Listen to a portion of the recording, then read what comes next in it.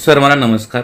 आपली शाळा हे यूट्यूब चॅनल आपले सहर्ष स्वागत करत आहे। आजच्या व्हिडिओमध्ये आपण सन 2027 मध्ये आपल्याला इयत्ता तिसरी, चौथी व 6वी साठी सेतू अभ्यास अंमलबजावणी करायची आहे। तर नक्की सेतू अभ्यास अंमलबजावणी कोणत्या वर्गासाठी असणार आहे, ते कधीपासून करायचे आहे आणि सेतू अभ्यास साठी शिक्षकासाठी नक्की कोणत्या मार्गदर्शक सूचना आहेत याविषयीची सविस्तर माहिती आपण आजच्या व्हिडिओमध्ये पाहणार आहोत। तत्पूर्वी आपण जर आपली शाळा या यूट्यूब चॅनलवर नवीन असतील तर सर्वप्रथम या यूट्यूब चॅनलला सबस्क्राइब करायला विसरू नका। चला तर सुरुवात करूया आजच्या व्हिडिओला। पहा, दिनांक 10 जून 2026 रोजीचं महाराष्ट्र शासन शालेय शिक्षण व क्रीडा विभाग, राज्य शैक्षणिक संशोधन व प्रशिक्षण परिषद महाराष्ट्र पुणे यांचं हे पत्र आहे आणि या पत्राचा विषय आहे सन 2026-27 मध्ये इयत्ता तिसरी, चौथी व 6वी साठी सेतू अभ्यास अंमलबजावणीबाबत शिक्षकांसाठी मार्गदर्शक सूचना दिलेल्या आहेत, त्या आपण समजून घेऊया।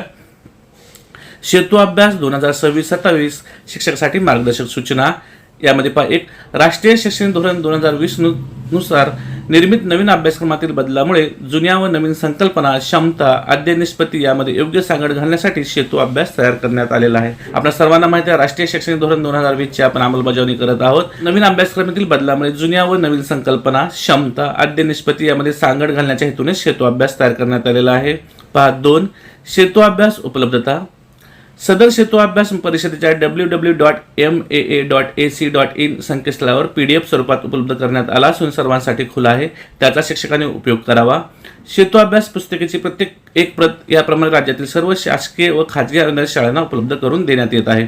तर आता सेतू अभ्यास हा राज्य शैक्षणिक संशोधन व प्रशिक्षण परिषद महाराष्ट्र राज्य पुणे यांच्या संकेतस्थळावर PDF स्वरूपामध्ये उपलब्ध आहे, आपण तो पाहू शकतो। तो सर्वांसाठी खुला असणार आहे आणि सेतू अभ्यासाची प्रत्येकी एक प्रत याप्रमाणे राज्यातील सर्व शासकीय व खाजगी अनुदानित शाळांना उपलब्ध करून देण्यात देखील आलेले आहे। आता या ठिकाणी पास सेतू अभ्यास नक्की कोणत्या वर्गासाठी असणार आहे आणि माध्यम न्याय या ठिकाणी आपल्याला माहिती दिलेली आहे। क्रमांक, साहित्य, पुस्तिका आणि माध्यम। 1, सेतू अभ्यास इयत्ता तिसरी सर्व विषयाचा असणार आहे, मराठी व उर्दू माध्यमासाठी। 2, सेतू अभ्यास इयत्ता चौथी सर्व विषयाचा असणार आहे, यामध्ये समावेश मराठी व उर्दू माध्यम। त्यानंतर 3, सेतू अभ्यास इयत्ता 6वी, पहा या ठिकाणी भाषा विषयासाठी असणार आहे पुस्तिका, मराठी व उर्दू माध्यमासाठी। त्यानंतर सेतू अभ्यास इयत्ता 6वी गणित व विज्ञानाची एकत्र पुस्तिका असणार आहे, मराठी व उर्दू माध्यमासाठी। आणि 5, सेतू अभ्यास इयत्ता 6वी साठी सामाजिक शास्त्रे, मराठी व उर्दू माध्यमासाठी। तर या ठिकाणी आपल्याला पास समजतं की सेतू अभ्यास पुस्तिका तिसरी व चौथीसाठी सर्व विषयाचा एकाच पुस्तिकेमध्ये समावेश केलेला आहे। 6वीला मात्र सेतू अभ्यासाच्या 3 पुस्तिका असणार आहेत, एक भाषा, दुसरी असणार आहे गणित व विज्ञानासाठी आणि तिसरी असणार आहे सामाजिक शास्त्रांसाठी। 3, इंग्रजी माध्यमासाठी इंग्रजी भाषा R1 आणि मराठी भाषा R2 यासाठी केवळ PDF स्वरूपात पुस्तिका स्वतंत्रपणे संकेतस्थळावर देण्यात आलेल्या आहे।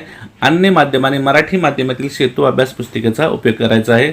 यासाठी इंग्रजी माध्यमासाठी एक महत्त्वाची सूचना आहे की इंग्रजी माध्यमासाठी इंग्रजी भाषा R1 आणि मराठी भाषा R2 यासाठी केवळ PDF स्वरूपातच पुस्तिका स्वतंत्रपणे संकेतस्थळावर उपलब्ध करून देण्यात आले आहे आणि अन्य माध्यमांनी मात्र मराठी माध्यमातील सेतू अभ्यासाचा पुस्तिकेचा वापर करायचा आहे।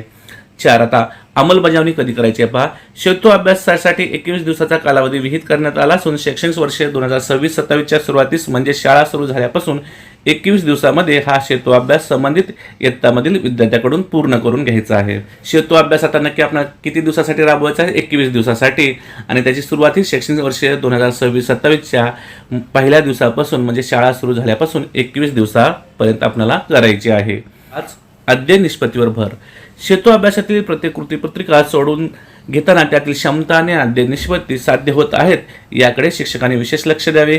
प्रत्येक कृतीपत्रिकेच्या सुरुवातीला पाठ्यक्रमातील घटकांशी संबंधित अभ्यासक्रम ध्येय, क्षमता विधाने व अध्ययन निष्पत्ती देण्यात आलेल्या आहेत। पहा, या कृतीपुस्तिकेमध्ये अध्ययन निष्पत्तीवर भर देण्यात आलेला आहे, त्यामुळे शिक्षकांनी कृतीपत्रिका सोडून घेत असताना त्यातील क्षमता आणि अध्ययन निष्पत्ती याकडे लक्ष द्यायचं आहे। प्रत्येक कृतीपत्रिकेच्या सुरुवातीला पाठ्यक्रमातील घटकाशी संबंधित अभ्यासक्रम ध्येय, क्षमता विधाने आणि अध्ययन निष्पत्ती देखील देण्यात आलेले आहेत। 6, संकल्पनाची समज। विद्यार्थ्याच्या पूर्वज्ञानाची व्याप्ती या अभ्यासात अधोरेखित केलेली आहे, त्या अनुषंगाने विद्यार्थ्याच्या स्तरानुसार अध्यापन करावे। कृतीपत्रिकेतील केवळ उत्तरे लिहून न घेता विद्यार्थ्यांचे ज्ञान, आकलन आणि कौशल्याचा विकास होईल अशा पद्धतीने संकल्पनाची मांडणी समजावून सांगायची आहे. विद्यार्थ्याच्या पूर्वज्ञानाची व्याप्ती या अभ्यासक्रमात अधोरेखित केली असल्यामुळे विद्यार्थ्याच्या स्तरानुसार अध्यापन करायचं आहे आणि कृतीपत्रिकेत केवळ उत्तरे न लिहून घेता विद्यार्थ्याचे ज्ञान, आकलन आणि कौशल्याचा विकास कशा पद्धतीने होईल अशा प्रकारे आपल्याला संकल्पनाची मांडणी विद्यार्थ्यांना समजावून सांगायची आहे. 7. शिक्षकांनी सुलभकाच्या भूमिकेत राहून विद्यार्थ्याला मार्गदर्शन करावे. विद्यार्थी स्वतः कृती करतील यावर भर देणे अपेक्षित आहे. सेतू अभ्यास अंमलबजावणी वर्षारंभी वेळेत पूर्ण होईल याची देखील दक्षता घ्यायची आहे. तर या ठिकाणी सेतू अभ्यास राबवताना शिक्षकाची भूमिका ही सुलभकाची असणार आहे. विद्यार्थी स्वतः कृती करतील यावर जास्तीत जास्त भर द्यायचा आहे आपल्याला आणि सेतू अभ्यासाची अंमलबजावणी वर्षाच्या सुरुवातीपासून करायची आहे आणि ती वेळेत पूर्ण देखील आपल्याला करायची आहे.